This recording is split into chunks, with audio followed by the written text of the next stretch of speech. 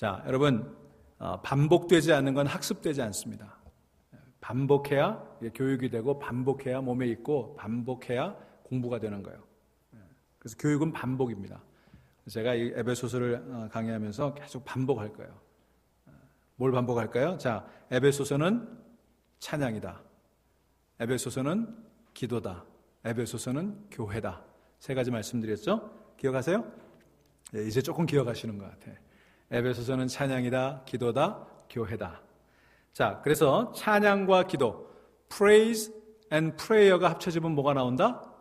파워가 나온다. 능력이 나온다. 여러분, 찬양과 기도 가운데 하나님의 능력을 맛보실 수 있기를 주의 이름으로 축원합니다.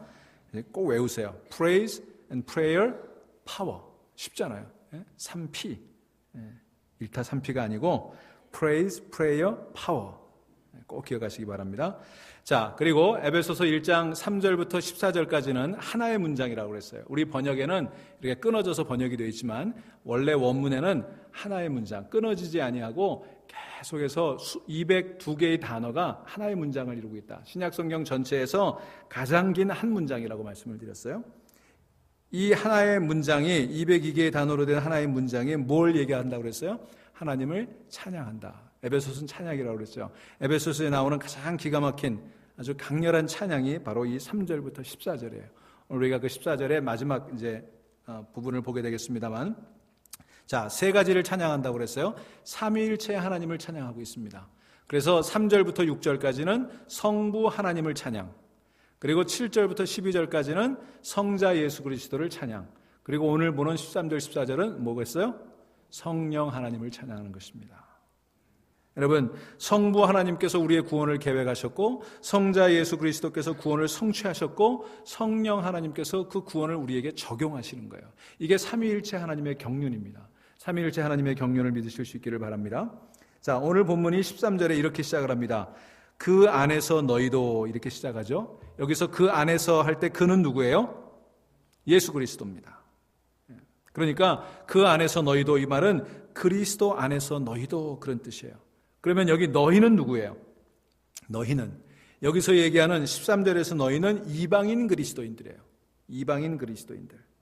자, 그러니까 하나님의 구원의 역사가 유대인 그리스도에게만이 아니라 이방인 그리스도인에게까지, 너희에게까지 연결되었다.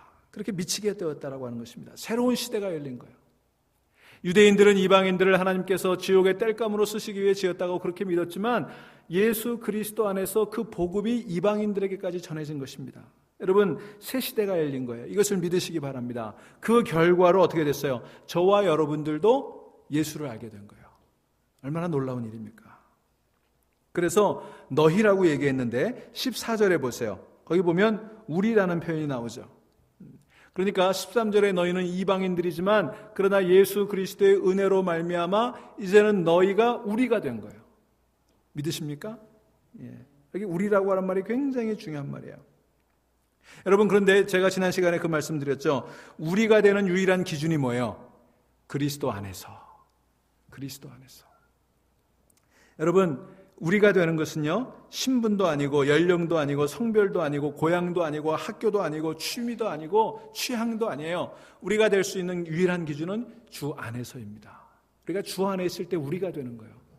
여러분, 세상에도 우리가 있어요. 근데 세상에 우리는요, 끼리끼리의 우리예요. 우리가 남이가, 우리 학교, 우리 고향, 나랑 취미가 같은 사람, 나랑 생활 수준이 비슷한 사람, 끼리끼리, 우리끼리.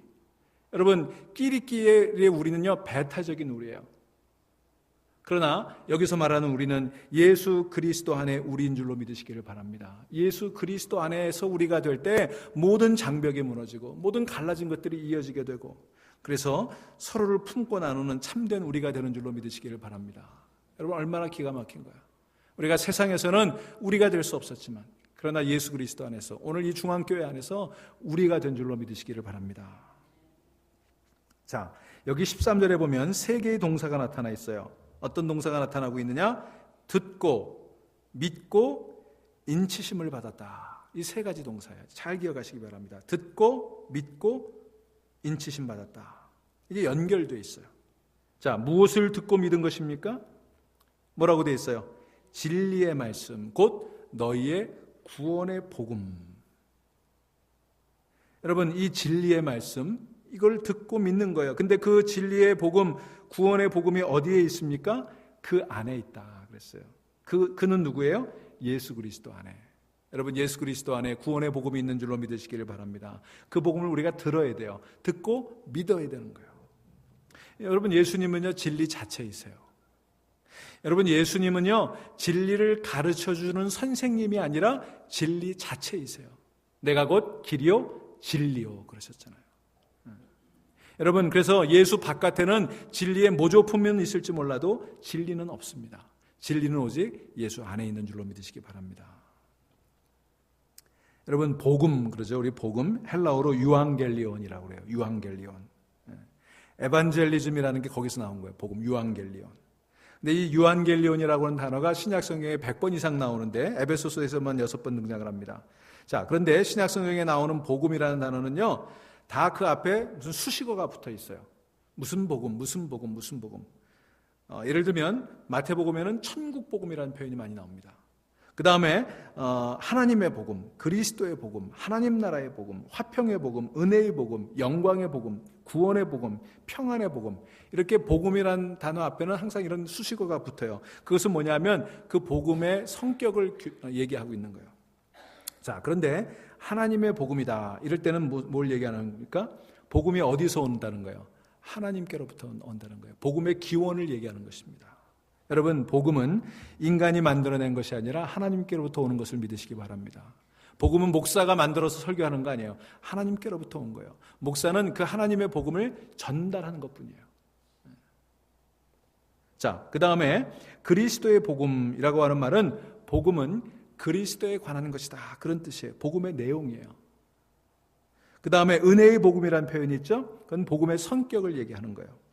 화평의 복음, 평안의 복음, 그것은 복음이 우리에게 무엇을 가져다 주는가, 복음의 결과를 얘기하는 것입니다. 자, 이렇게 복음을 수식하는 말들은 복음의 기원, 복음의 내용, 복음의 성격, 복음의 결과, 이런 것들을 쭉 설명을 하는데, 오늘 본문에서는 복음을 뭐라고 표현했어요? 구원의 복음이다 그랬어요. 여러분, 복음을 구원의 복음이라고 말하는 것은 여기 에베소서 1장 13절이 유일해요. 여기만 복음을 구원의 복음이다 이렇게 얘기하고 있습니다. 그게 무슨 뜻일까? 구원은 복음을 가져다주는 진리의 말씀이다, 그런 뜻이에요. 복음이 뭐예요? 구원을 가져다주는 진리의 말씀이다. 여러분, 세상의 다른 지식은요, 다른 책들은 뭘 갖다 줘요? 지식을 갖다 주죠. 정보를 갖다 줍니다. 근데 복음은 뭘 갖다 줘요? 우리에게 생명을 가져다 주는 거예요. 복음은 생명을 가져다 줍니다. 여러분, 이것을 믿으시기 바랍니다. 우리는 복음에서 무슨 정보를 얻는 거 아니에요. 생활의 지혜, 무슨 어떻게 하면 잘 살 수 있을까, 어떻게 하면 무슨 행복하게 살 수 있을까, 그게 아니라 복음은 생명을 가져다 줘요. 자, 그 복음의 내용이 무엇입니까? 생명을 가져다 주는 복음의 내용은 하나님의 아들이신 예수 그리스도예요. 예수님의 탄생, 예수님의 공생애, 예수님의 십자가, 예수님의 고난, 예수님의 죽음, 그리고 예수님의 부활과 다시 오심을 선포하고 있는 게 복음이에요. 예수님께서는요, 때가 찼고 하나님 나라가 가까워 있으니 회개하고 복음을 믿으라, 이렇게 복음을 선포하셨어요. 마가복음에 보면 예수님께서 공생애를 시작하시면서 이렇게 선포합니다. 복음을 믿어라, 복음을 믿어라. 여러분, 예수님께서는 이 땅에 복음을 선포하러 오셨습니다. 믿으십니까? 그런데 예수님은 복음을 선포하신 것만이 아니라 복음이 되셨어요. 복음이 되셨어요. 무슨 얘기인지 이해하시겠어요? 예수님은 복음을 말로만 전한 게 아니라 예수님 자신이 복음이 되어 주었다고요. 그의 삶 자체가 복음이 됐던 것입니다. 여러분, 우리가 이것을 우리 삶에 적용시켜 본다면 우리 그리스도인들은 복음을 전하는 사람들 아닙니까? 그죠? 그런데 우리가 복음을 전하는 사람들은요, 복음을 말로만 예수 믿고 구원받으세요, 예수 천당 불신지용 말로만 증언하는 것이 아니라 삶 자체가, 우리의 삶 자체가 복음이 되어야 된다는 거예요. 여러분, 저와 여러분의 삶이 복음이 될 수 있기를 주의 이름으로 축원합니다. 우리의 삶이 예수님을 드러내야 돼요. 제가 오늘 아침에 아주 마음속 깊숙이 아주 와닿는 그런 기홍도 시인의 시 가운데 이런 부분이 있었어요. 성경에 밑줄 긋지 말고 생활에 밑줄을 그어라. 참 기가 막힌 말씀이에요. 여러분, 우리는 성경에 밑줄 긋고 은혜로운 말씀이다 그러고 성경을 달달달달 외우고 막 성경이 다 찢어질 정도로 그렇게 밑줄을 그었죠. 그래서 우리 성경책에 막 밑줄 많이 그어져 있으면 야, 그 사람 믿음이 좋다 이렇게 생각하죠. 근데 중요한 건 뭐예요? 성경에만 밑줄을 그어서는 안 된다는 거예요. 뭐에 밑줄을 그어야 돼요? 내 삶에. 여러분, 예수 그리스도의 복음을 입술로만 증언하는 것이 아니라, 말로만 증언하는 것이 아니라 우리 삶의 밑줄을 그어서 그리스도의 복음을 살아가는 저와 여러분 될 수 있기를 주의 이름으로 축원합니다. 여러분, 우리가 그래서 이 세상에서 복음을 부끄러워하지 않아야 돼요. 복음을 담대하게 우리 삶으로 증언해야 돼요. 여러분, 우리가 복음을 부끄러워하지 않으면 이 땅에 다시 오실 주님께서 우리를 부끄러워하지 않으실 줄로 믿습니다. 여러분, 주님께서 다시 오시는 종말이라고 그러죠? 그 종말을 헬라어로 뭐라고 그래요? 파루시아라고 그래요. 파루시아. 중앙교회 성도들 되면 이런 헬라어 정도로 외우셔야 돼요. 따라해 보세요. 파루시아. 예. 그런데 담대함이라고 하는 말이 헬라어로 뭐라고 그랬어요? 예? 파레시아예요. 파레시아. 비슷하죠? 파루시아와 파레시아. 무슨 얘기입니까? 우리가 예수 그리스도 안에 있으면, 예수 그리스도를 온전히 믿으면 파루시아의 때에 파레시아, 담대할 수 있는 거예요. 어떻게 담대할 수 있습니까? 우리의 삶으로 복음의 삶을 살면, 예수 그리스도를 나타내는 삶을 살게 되었을 때 파루시아, 주님 다시 오실 때에 부끄럽지 아니하고 주님 앞에 파레시아, 담대하게 서게 될 줄로 믿습니다. 이게 성도들의 삶이 돼야 돼요. 사랑하는 성도 여러분, 예수님께서는 죄와 사망으로부터 모든 믿는 자들을 구원하셨습니다. 할렐루야. 네, 모든 믿는 사람들을 구원하셨어요. 근데 그 누가 다 하셨어요? 예수님께서 다 하셨어요. 여러분, 거기에 우리가 뭘 보태고 뺄 수 있는 게 없어요. 여러분, 복음은요, 우리가 가감할 수 없습니다. 그 자체로 완성된 거예요. 그 자체로 완벽합니다. 그래서 여러분, 우리가 믿는 기독교는요, 행위의 종교가 아니에요. 우리가 복음을 가감하고 내가 연구해서 더 덧붙이고 내가 연구해서 더 빼고 하는 것이 아니라 그 자체로 완벽한 거예요. 그래서 우리는 그 복음을 믿고 하나님의 은혜를 받는 은혜의 종교예요. 여러분, 성경과 복음은요, 우리에게 우리가 이러이러하게 살면 구원을 받을 것이다 이렇게 얘기하잖아요. 뭐라고 얘기해요? 우리는 예수 그리스도의 은혜로 구원을 받았다라고 얘기해요. 그러니 구원받은 자답게 살아라 이렇게 얘기해요. 너희는 하나님의 자녀다 이렇게 말합니다. 그러니 자녀답게 살아라 이렇게 얘기해요. 너희가 자녀답게 살면 내가 자녀 삼아줄 것이다 이렇게 얘기하지 않습니다. 여러분, 그리스도께서 우리의 구원을 십자가에서 다 이루셨어요. 믿으십니까? 그래서 예수님께서 십자가에서 마지막에 뭐라고 그러셨어요? 다 이루었다. It is finished. It is accomplished. 여러분, 예수 그리스도께서 십자가 위에서 다 이루신 줄로 믿으시기를 바랍니다. 그러니 여러분, 우리가 지금까지 행했거나 앞으로 행할 일들, 이것에 의해서 우리가 구원받는 거 아니에요. 우리는 전적으로 주님의 은혜로 구원받으신 줄로 믿으시기를 바랍니다. 내 행위와는 철저히 무관해요. 예수 그리스도께서 십자가에 달리신 그 하나의 행동, 그 하나의 순종 때문에 우리는 예수를 주와 그리스도로 영접하는 순간 죄의 다스림으로부터 해방되게 되는 거예요. 이게 복음이에요. 이게 복음. 여러분, 그래서 우리는 그것으로 인해서 자유함을 얻었습니다. 여러분, 제가 주일날마다 축도할 때 뭐라고 그래요? 자유인으로 사십시오. 그렇죠? 왜? 우리는 자유함을 얻었으니까. 죄의 권세에서 벗어났으니까. 여러분, 이 믿기 어려운 사실을 받아들이는 것이 복음이에요. 여러분, 받아들이십니까? 예, 이것을 받아들이시기 바랍니다. 그렇기 때문에 복음을 굿뉴스라고 그러는 거예요. 굿뉴스. 여러분, 복음을 굿 어드바이스로 바꾸지 마시기를 바랍니다. 복음은요, 굿뉴스예요. 굿 어드바이스가 아니에요. 이렇게 해라, 저렇게 해라, 이렇게 하면 좋을 것이다, 저렇게 하면 좋을 것이다가 아니라 이미 우리는 주 안에서 자유함을 얻었고 우리는 이미 죄에서 해방되었고 우리는 이미 구원받았다고 하는 굿뉴스인 줄로 믿으시기를 바랍니다. 그래서 복음은요, 권면이 아니라 복된 소식이에요. 이것을 정확히 아셔야 되는 거예요.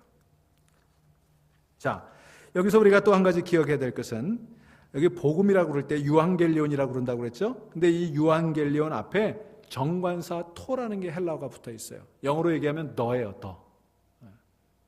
바로 그 복음이에요. 여러분, 무슨 얘기냐면 복음은 오직 하나의 복음이라는 것입니다. 복음이 여러 개가 있는 게 아니에요. 이것도 복음이고 저것도 복음이 아니라 우리에게는 하나의 복음만이 주어진 줄로 믿으시기를 바랍니다. 여러분, 세상 학문은요, 자꾸 변해요. 새로운 이론이 나오고 새로운 가설이 나오고 여러분 자꾸 변하잖아요. 세상에 변하지 않는 학문이 없어요. 그러나 복음은 변하지 않습니다. 복음은 예수 그리스도께서 이 땅에 오신 그 순간, 십자가에서 우리의 구원을 이루신 그 순간 완성된 거예요. 복음은 진보하지 않습니다. 복음은 진화하지 않아요. 복음은 그때부터 지금까지 완전한 것입니다. 그렇기 때문에 복음에는요, 다른 복음이 없어요. 성경이 얘기하죠. 다른 복음은 없나니. 갈라디아서 1장 7절. 다른 복음은 없나니 다만 어떤 사람들이 너희를 교란하여 그리스도의 복음을 변하게 하려 함이라. 여러분, 그리스도의 복음 외에 다른 어떤 것도 다 변질된 복음인 것을 기억하시기를 바랍니다. 다른 복음 없어요. 그런데 오늘날 수많은 다른 복음들이 선포되고 있어요. 그리고 우리가 그런 다른 복음들에 현혹되고 있어요. 여러분, 그거 아세요? 교회의 진정한 위협은 밖에서 오는 게 아니라 안에서 오는 거예요. 우리 안에 다른 복음을 선포하는 사람들이 너무 많아요. 여러분, 오늘날 가장 만연한 변질된 복음이 뭔지 아세요? 번영의 복음이에요. 성공의 복음이에요. 프로스퍼리티 가스펠이라고 그러죠. 여러분, 성공 복음, 번영의 복음은요, 예수를 이용하는 복음이에요. 예수를 이용하는 복음. 자신의 성공을 위해서 예수를 이용하는 복음이에요. 여러분, 우리는 예수를 이용해서 성공하는 사람들이 아니라 예수님을 따르는 사람인 줄로 믿으시기를 바랍니다. 우리는 예수를 따르는 일에 성공해야지 예수를 이용해서 세상에서 성공하는 사람들이 아니에요. 사랑하는 성도 여러분, 하나님께서는 나의 성공적인 삶을 통해서 영광 받으시는 분이 아니라 나의 성결한 삶을 통해서 영광 받으세요. 내가 세상에서 출세하고 내가 잘 되면 하나님이 그걸 통해서 영광 받으시는 게 아니라 내가 세상에서 보잘것없는 존재로 살아가지만 성결한 삶을 살아가고 구별된 삶을 살아갈 때 하나님이 영광 받으시는 거예요. 우리는 자꾸 무슨 세상에서 출세하면 기독교인이 무슨 사장 되고 기독교인이 총장 되고 기독교인이 장관 되면 성공한 줄 알아요. 그거 아니에요. 정말 남들이 알아주지 않는 아무것도 아닌 그 자리에서 정말 하루하루 버티는 것이 힘들고 하루하루 살아가는 것이 고통인 현장 속에서도 그저 주님만 붙들고 살아가는 그 사람을 통해서 하나님 영광 받으시는 것을 기억하시기 바랍니다. 여러분, 우리가 혹시 우리의 무능함 때문에 하나님의 영광을 가린다고 생각하시는 분이 있어요? 하나님, 나는 참 무지렁뱅입니다. 나는 배운 것도 없고 출세한 것도 없고 남에게 내세울 것도 없고 하나님, 나의 보잘것없는 모습 때문에 하나님의 영광이 가려지면 어쩌나요? 여러분, 괜한 걱정이에요. 그런 걱정하지 마세요. 여러분, 우리의 모자람은 은혜와 긍휼이 쏟아지는 조건이지 질책과 책망의 원인이 아니에요. 내가 세상에서 돈 못 벌었다고 하나님 나를 질책하시는 거 아니에요. 그 자리에 하나님의 은혜와 긍휼이 쏟아지는 줄로 믿으시기를 바랍니다. 여러분, 하나님께서 저와 여러분을 부르실 때는요, 우리의 수준을 다 알고 부르셨어요. 다 알고 부르셨어요. 여러분, 괜히 주변의 분위기와 부추김에 편승해서 보란듯이 잘난 삶의 내용을 가지고 신앙의 승부수를 던지려고 하지 마세요. 여러분, 천국에 가면요, 잘난 척할 수 있는 사람은 아무도 없는 걸 믿으시기 바랍니다. 우리는요, 천국에 가서 무슨 성적표 흔들겠어요? 천국에 가서 내가 세상에서 이루었던 내 명함 흔들겠어요? 여러분, 천국은요, 할 말 없는 사람들만 있는 곳이 천국이에요. 할 말 있는 사람들은 다 딴 데가 있어요. 다 딴 데가 있어요. 여러분, 누구에게나 사투일 수밖에 없는 인생살이를 버텨내고 있는 것만으로 하나님은 우리를 격려하시고 우리에게 박수를 보내시는 분이신 줄로 믿으시기를 바랍니다. 설굽은 삶의 구체적인 현실 때문에 스스로 자책하지 마세요. 죽지 못해 사는 것 같은 초라한 인생들이 흘리는 눈물의 탄식보다 더 깊은 신앙의 그 경지는 없는 거예요. 그 속에 하나님의 은혜가 임하게 되는 줄로 믿으시기를 바랍니다. 여러분, 솔직히 한번 말해 보십시다. 여러분, 우리가 세상을 열심히 살면 다 잘 될 것 같으세요? 아니잖아요. 경험해 보셨잖아요. 여러분, 지금까지 얼마나 이민의 삶을 열심히 살아오셨어요. 근데 열심히 산다고 다 사업에 성공하던가요? 새벽에 가게 문 열고 밤늦게까지 일해보니까 여러분 돈이 착착착착 벌리던가요? 여러분, 자녀들을 열심히 서포트하고 자녀들을 열심히 돌봐줬더니 그냥 공부도 잘하고 그냥 상장만 타오고 잘 되던가요? 여러분, 우리 성공했다는 사람들의 비결에 현혹되지 마세요. 무슨 성공하는 사람들의 7가지 습관, 여러분, 그 7가지 습관은요, 우리가 죽었다 깨라도 못 따라해요. 우리는 그렇게 태어나질 않았어요. 그리고 그렇게 따라해도요, 흉내내도요, 우리는 그 사람들처럼 성공할 수 없습니다. 여러분 이거 잘 아셔야 돼요. 여러분 그런데 중요한 것은요, 우리는 그렇게 따라갈 수는 없지만, 그 사람들의 자리에 올라갈 수 없을지 모르지만, 그러나 어떠한 형편에서든지 하나님만 의지하고, 잘 돼도 교만하지 않고 잘 안 돼도 낙심하지 않고 어떤 형편에서든지 하나님만 의지하고 살아가기로 그렇게 결정하는 그 순간 하나님의 은혜가 임하는 줄로 믿으시기 바랍니다. 우리 그런 사람이 되어야 되는 거예요. 괜한 성공을 꿈꾸지 마시고, 여러분 하나님이 뭘 좋아하시느냐? 내가 여하한 형편에서도 하나님 붙들고 나가는 거. 여러분 세상은요 그런 성도, 그런 교회를 감당하지 못합니다. 그런 성도, 그런 교회가 세상을 이기는 거예요. 역사를 보세요. 교회가 어떻게 세상을 이겼어요? 교회가 힘을 모으고 교회가 커지고 교회가 힘 세져가지고 세상을 뒤엎었습니까? 아니요. 보잘것없는 사람들이 모여서 보잘것없지만 하나님을 붙들고 나갔던 그 교회들이, 그 성도들이 세상을 뒤집어 엎은 줄로 믿으시기를 바랍니다. 자, 이제 13절 보시기 바랍니다. 그 안에서 너희도 진리의 말씀 곧 너희의 구원의 복음을 듣고 그 안에서 또한 믿어 그랬어요. 여러분 믿기 위해서 뭐가 있어야 돼요? 들음이 있어야 합니다. 지금 하나님께서 어떤 일을 하셨는지를 사도 바울이 말하고 있는 거예요. 창세전에 우리를 택하시고 미리 예정하시다고 하면서 하나님의 주권에 대해서 말씀하고 있어요. 그런데 하나님께서 구원하시기로 예정한 사람은 어차피 구원하실 거니까 복음을 전하지 않아도 된다는 잘못된 생각을 가진 사람이 있어요. 여러분 하나님이 우리의 구원을 예정하셨죠? 믿으십니까? 하나님이 구원하실 사람들 다 예정해 놓으셨으니까 내가 안전해도 알아서 믿을 거다. 맞아요? 틀려요? 아니에요. 그렇지 않다는 것입니다. 여러분 로마서 10장 13절부터 15절까지 이렇게 말씀합니다. 누구든지 주의 이름을 부르는 자는 구원을 받으리라. 믿으십니까? 누구든지 주의 이름을 부르는 자는 구원을 받으리라. 그런즉 그랬어요. 설명을 합니다. 그들이 믿지 아니하는 이를 어찌 부르리요? 여러분 믿지 않는데 어떻게 부르겠습니까? 그죠? 그러면 듣지도 못한 이를 어찌 믿으리요? 들어보지도 않은 걸 어떻게 믿겠어요? 전파하는 자가 없이 어찌 들으리요? 누가 얘기해 주지 않았는데 어떻게 듣겠냐는 거예요. 보내심을 받지 않았으면 어찌 전파하리요? 기록된 바 아름답도다 좋은 소식을 전하는 자들의 발이여 함과 같으니라. 여러분 무슨 발이 아름다워요? 좋은 소식, 굿뉴스, 유한겔리온, 복음을 전하는 자들의 발걸음이 아름다운 줄로 믿으시기를 바랍니다. 여러분 그래서 세상에서 가장 아름다운 발이 뭐예요? 페디큐어 바른 발이 아니에요. 여러분 가장 아름다운 발은 기쁜 소식을, 복음을 전하는 발인 줄로 믿으시기를 바랍니다. 여러분 부지런히 복음을 가지고요 가세요, 나가세요, 전하세요. 이사야서 52장 7절 좋은 소식을 전하며 평화를 공표하며 복된 소식을 가져오며 구원을 공표하며 시온을 향하여 이르기를 내 하나님이 통치하신다 하는 자의 산을 넘는 발이 어찌 그리 아름다운고. 여러분들의 발이 이 복된 발 될 수 있기를 주의 이름으로 축원합니다. 자, 그렇게 우리가 전하면 듣고 어떻게 돼요? 믿게 되죠.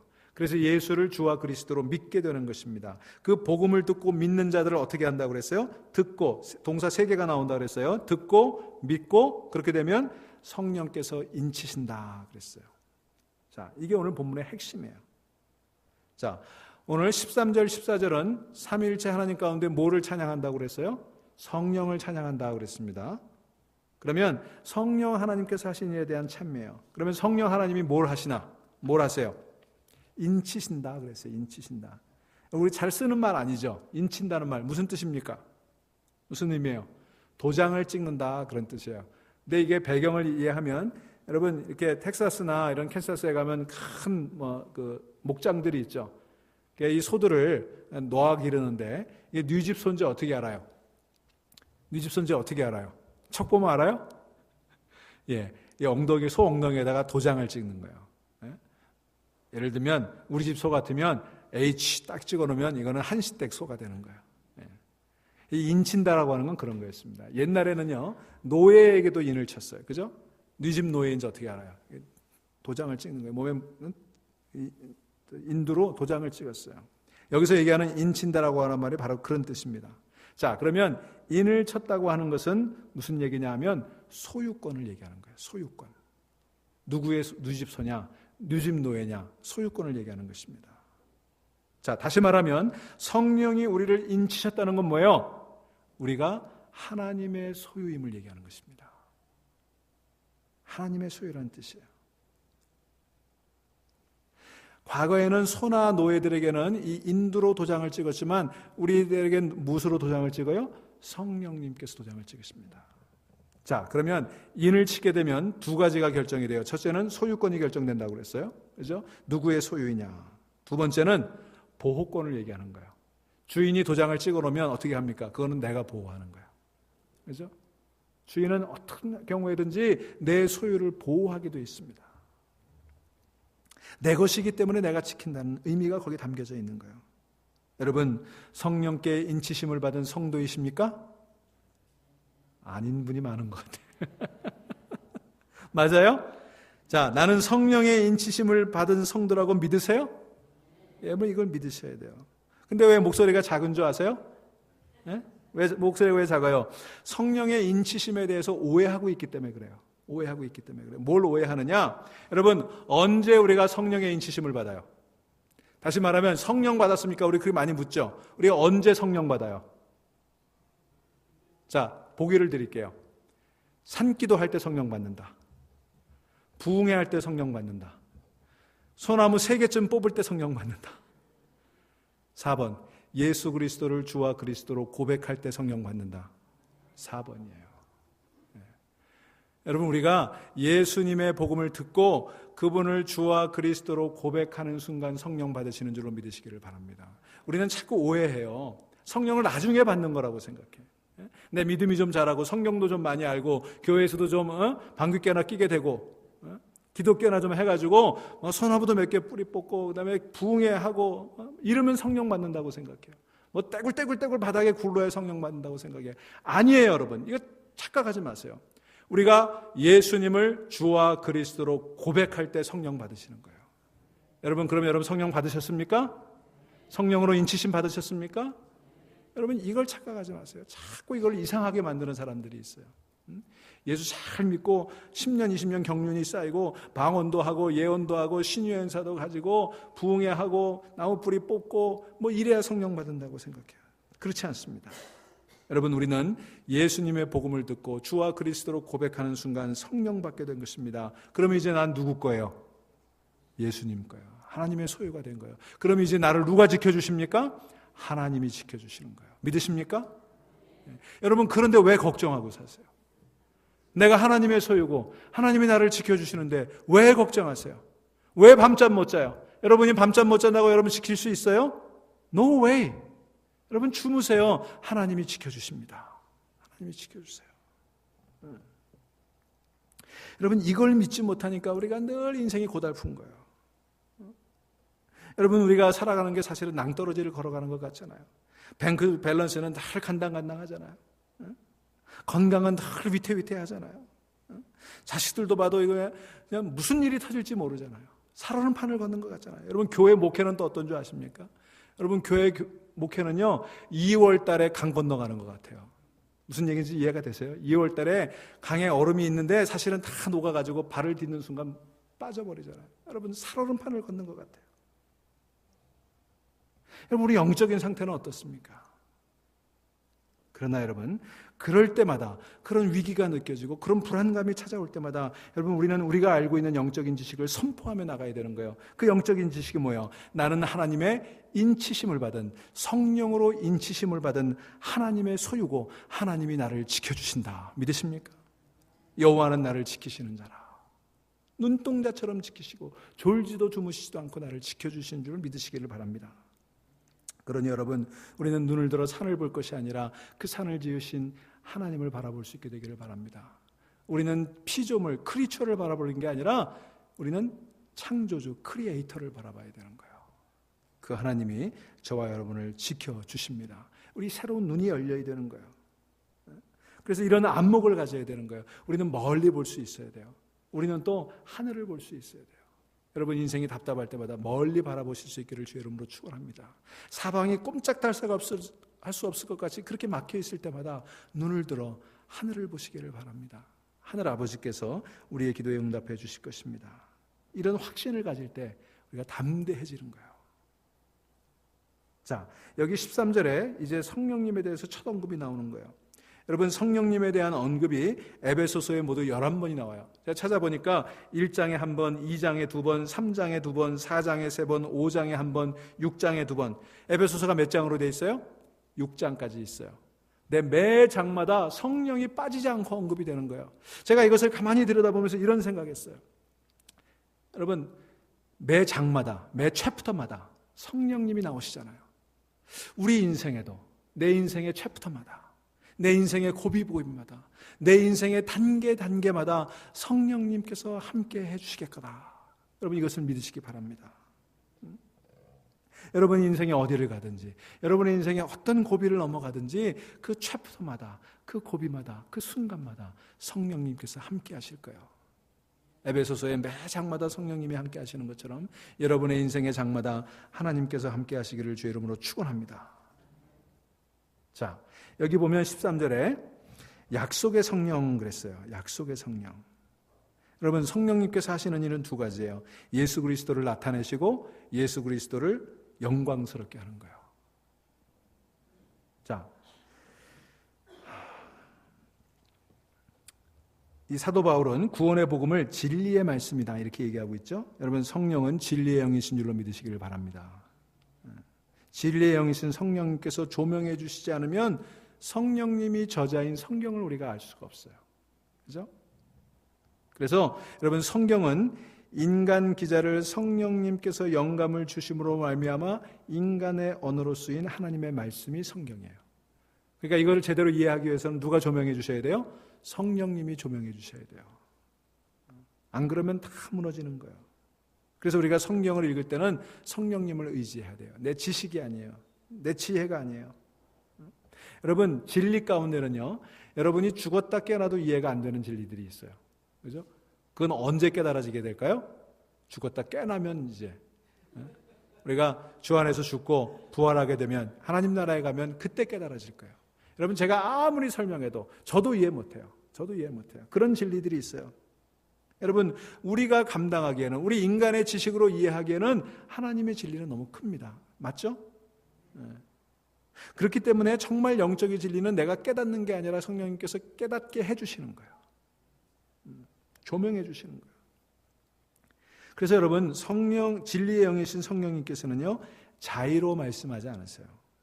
여러분 요한복음 12장 49절에 예수님께서 내가 내 자의로 말한 것이 아니요 나를 보내신 아버지께서 내가 말할 것과 이를 것을 친히 명령하여 주셨으니 이렇게 말씀하셨어요. 여러분 예수님께서도 자의로 말씀하지 않고 누가 가르쳐 주세요? 아버지께서 가르쳐 주신 것을 말씀한다 그랬어요. 그러니까 성령님도 그렇고 예수님도 그렇고 자의로 말씀하지 않으세요. 전해주신 것만 전하는 거예요. 그런데 여러분 간혹 설교자들 가운데 또는 성경 교사들 가운데 자기가 무슨 하나님의 계시를 받았다고 얘기하는 사람들이 있어요. 여러분 그렇게 말하는 사람들은 10중 8구 99% 가짜라고 보시면 돼요. 가짜예요. 여러분 목회자도 그렇고 저도 그렇고요. 우리 성경을 가르치는 사람들은요 뭔가 항상 새로운 것을 얘기하고 싶은 유혹이 있어요. 하나님께서 내게 주신 뭔가 획기적인 것, 영적인 지식을 내가 전해주고 싶은 그런 충동이 있다고요. 여러분 근데 그런 충동에 휩쓸려 가지고 그런 것들을 전하게 되면 교주가 되는 거예요. 교주가. 여러분 목사는 교주가 되면 안 돼요. 교사가 돼야 돼요. 하나님이 주신 말씀, 우리에게 이미 완성되어 주신 이 성경을 가르치는 교사가 돼야지 이것 외에 새로운 계시를 받아서 전하는 교주가 되어서는 안 된다고 하는 것입니다. 여러분 그래서 어떤 설교자도 어떤 성경교사도 성령님을 빙자해서 성경과 부합되지 않은 새로운 계시를 말할 수 없습니다. 그렇게 얘기하는 사람이 있으면 다 가짜예요. 그걸 아셔야 돼요. 여러분 한번 보세요. 우리 주변에 소위 예언을 얘기한다는 사람들을 가만히 보세요. 저는요 아직까지 제가 20년 넘게 목회를 하고 50년 넘게 교회를 다녔지만 예언한다는 사람치고 한 사람도 제대로 된 사람을 보지 못했어요. 예외가 없습니다. 아시잖아요 여러분. 이번에도 한국에 가가지고 무슨 천국에 1500번 입신했다고 말하고 뭐 지옥에도 갔다 오고 천국에도 갔다 오고 그랬다는 한 여자가 나타나가지고 12월 14일 날 한국에 전쟁 난다고 4시 반에. 여러분 오늘 며칠이에요? 사람들이 혹하는 거예요. 자기가 계시를 받았다는 거예요. 여러분, 이런 미혹한 영에 넘어가지 않기를 바랍니다. 자, 이제 14절 보시기 바랍니다. 이는 우리 기업의 보증이 되사 그 얻으신 것을 속량하시고 그의 영광을 찬송하게 하려 하심이라 그랬어요. 이게 좀 어려운 대목인데요. 여기 이는이라는 말이 나오죠. 그것은 뭐냐 하면 13절에 나오는 성령님을 가리키는 거예요. 그러니까 이는 우리 기업의 보증이 되사, 그 말을 다시 번역하면 성령님은 우리 기업의 보증이 되신다, 그런 뜻이에요. 그리고 여기 14절에 나오는 우리는 아까 얘기했죠? 뭐예요? 우리는 예수 그리스도 안에 우리, 유대인이나 이방인이나 남자나 여자나 자유자나 노예이나 다 예수 안에서 한 권속이 됐다는 것을 의미하는 것입니다. 여러분, 예수 때문에 우리가 하나 된 줄로 믿으시기 바랍니다. 예수님만이 우리를 하나 되게 하세요. 우리를 우리 되게 하시는 것은 예수밖에 없습니다. 앞에 설명했으니까 넘어가겠습니다. 자, 그 성령님이 우리의 기업의 보증이 되신다 그랬어요. 여러분, 보증이라는 말만 나오면 가슴이 덜컥 내려앉는 분들이 있어요. 옛날에 보증서 가지고 다 날려먹은 분들 있잖아요. 예, 우리 한국에는요, 그게 참 문제였어요. 뭐 하나 하려면 보증서야 돼가지고. 친구한테 보증서 가지고 다 날려먹고, 동생 보증서 가지고 다 날려먹고. 혹시 그런 분 계세요? 예, 나도 보증 소리만 나오면 가슴이 덜컥 내려앉아요. 근데 여기 보증이라고 하는 말, 헬라어로 아라본이라고 하는 단어예요. 무슨 얘기냐면 신약성경에 딱 3번 나오는 단어인데 에베소서에 1번, 고린도전서에 2번 나와요. 영어 성경에는 earnest라고 되어 있어요. earnest. 여러분, 집 사시면 계약하고 뭘 내죠? earnest money 내죠? 우리 교회도 2만 불 earnest money 내고 또 내일 2만 불 또 내야 돼요. 큰일 났어. 예. 자, earnest money를 내는 건 뭐예요? earnest money를 내서 우리가 살 그 집, 예? 우리가 200만 불에 저거 사는데 2만 불 내고 이제 그걸 딱 묶어두는 거잖아요. earnest money 내면서부터 이게 반쯤 우리 거가 된 거죠. 그걸 earnest money라고 그래요. 그 단어예요, 여기. 이 아라본이라고 하는 단어가. 보증. 자, 그러니까 우리가 하나님의 자녀가 되면 하나님께로부터 뭘 받아요? 기업을 받게 되죠. 유산을 받게 되죠. 하나님의 놀라운 축복을 받게 됩니다. 그죠? 네. 그리고 모든 것을 받게 돼요. 여러분 믿으시기 바랍니다. 하나님의 기업이 되었으니까 하나님의 주실 모든 것들을 받게 되는 거예요. 그게 우리의 기업이에요. 자, 그런데 이게 성도에게 약속된 기업인데 이것을 누가 보증하세요? 성령님께서 보증하시는 거예요. 어네스트 머니를 걸어놨다 이거예요. 자, 그러면 여러분 여기서 한번 생각을 해봅시다. 하나님이 그걸 우리에게 주시고 우리가 그걸 받게 되는데 그러면 어네스트 머니를 누가 걸어야 돼요? 바이어가 걸어요? 셀러가 걸어요? 집 사는 사람이 어네스트 머니 냅니까? 집 파는 사람이 어네스트 머니 냅니까? 집 사는 사람이 내죠. 우리가 저 건물 사니까 우리가 어네스트 머니 냈단 말이에요. 그래서 또 우리 교회를 사는 디벨로퍼가 어네스트 머니를 냈어요. 바이어가 내는 거예요. 셀러가 내는 거 아니고. 그게 세상의 규칙입니다. 세상의 법입니다. 그런데 하나님께서 우리에게 주시고 우리가 그걸 받아요. 그러면 누가 어네스트 머니를 내야 돼요? 보증을 누가 걸어야 돼요? 우리가 걸어야 되죠. 근데 지금 누가 걸었어요? 하나님께서 성령님으로 보증을 걸어주셨어요. 세상에 이런 법이 있습니까? 집 파는 사람이 보증금 내놓고. 여러분 이게 복음인 줄로 믿으시기 바랍니다. 여러분 안 좋으세요? 저는요 내일 이 집 2만 불 또 내야 되는데 그게 걱정이에요. 근데 셀러가 자기가 2만 불 내준다 그러면 제가 입이 이만해지겠어요? 여러분 얼마나 좋은 거예요. 여러분 이것을 믿으면 우리 인생이 얼마나 해피해지겠습니까? 여러분 오늘 저녁에 이것을 믿으시고 해피해서 돌아가시는 여러분 되시기를 축원합니다. 여러분 그의 인상 펴세요. 어니스트 머니 하나님이 내셨어요. 성령님께서 보증해 주셨어요. 놀라운 일이에요. 여러분 이 놀라운 복음을 믿으시기를 바랍니다. 여러분 이 말씀을 정리합니다. 여러분 성령 받으셨습니까? 언제 받으셨어요? 철야 기도할 때? 금식 기도할 때? 산 기도할 때? 부흥회 할 때? 아니요. 여러분 여기 13절 보세요. 성령을 보증으로 받는 조건이 2가지밖에 없어요. 뭐예요? 듣고 믿고. 우리가 복음을 듣고 그것을 믿으면 예수님을 주와 그리스도로 믿으면 그때 성령 받는 거예요. 여러분 그 성령님이 우리 가운데 오신 줄로 믿으시기를 바랍니다. 그리고 한번 오시면요 떠나질 않으세요. 떠나질 않으세요. 부흥회 때 왔다가 부흥회 끝나면 강사님과 함께 떠나시는 분이 아니에요. 산기도 때 오셨다가 산에서 내려오면 떠나시는 분이 아니에요. 여러분 분명히 들으세요. 성령님은요 오시면 떠나지 않으십니다. 내 안에 내주하십니다. 여러분 성령님께서 내 안에 오셨다는 이 사실, 이것은 내게 이루어질 놀라운 영광스러운 미래의 축복의 보증이 되시는 거예요. 말씀을 맺습니다. 우리가 예수님의 복음을 듣고 예수님을 내 인생의 구주와 주인으로 믿으면 성령이 오십니다. 내 안에 내주하십니다. 우리 성령은 우리의 속량, 우리의 구속의 증인이 되십니다. 그 성령님은 보증으로 오셔서 영원히 떠나지 않으시고 그 계약을 깨뜨리지 아니하시고 그 보증은 우리가 지금 그리고 장차 누릴 놀라운 좋은 일의 시작이 된다고 하는 것입니다. 여러분 기쁘세요? 이 기쁜 마음 가지고 우리가 성령의 축복받은 사람답게 복되게 살아가실 수 있기를 간절히 축원합니다. 조용히 기도하시겠습니다.